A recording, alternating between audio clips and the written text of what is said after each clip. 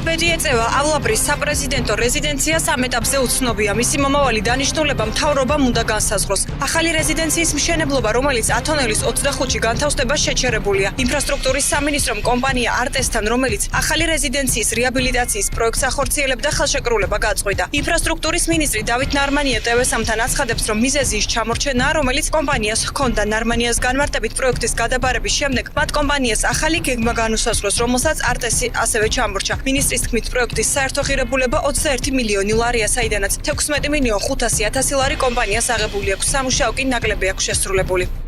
ჯამური ღირებულება პროექტისა 21 მილიონ ლარზე მეტია. 16,5 მილიონი ლარი სახელმწიფოსგან წაღებული ჰქონდა კომპანია არტეს და სამშენებლო ტემპები იყო ძალიან დაბალი. ახალი გრაფიკი გაკეთდა სამუშაოებისა.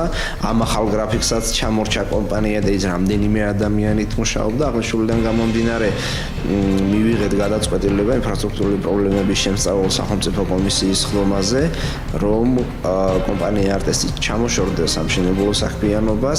სასამართლოში ინფრასტრუქტურის სამინისტროს გადაწყვეტილების გასაჩივრებას კომპანია არტესის გენერალური დირექტორი ჯერჯერობით არ აპირებს. მალხაზ ალავიძე TV3-მთან საუბარში აცხადებს, რომ მიმდინარეობს მოლაპარაკებები და რეაბილიტაციის პროცესი შესაძლოა კვლავ არტესმა განახორციელოს. საჩელის შეტანას ჯერჯერობით დასაბედნულად გვაქვს მიდის დიალოგის პროცესში ვართ. იმედი მაქვს, დღეს ვიმედოვნებთ, რომ რაღაც დონეზე ჩვენი შეთანხმება გაგრძელდება კიდევ მეორე. შეიძლება ეს არ მოხდეს სრულად ჩვენი კომპანიის დატვირთვა და ნაწილობრივ რაღაცა ხარეზე გადავიდეს.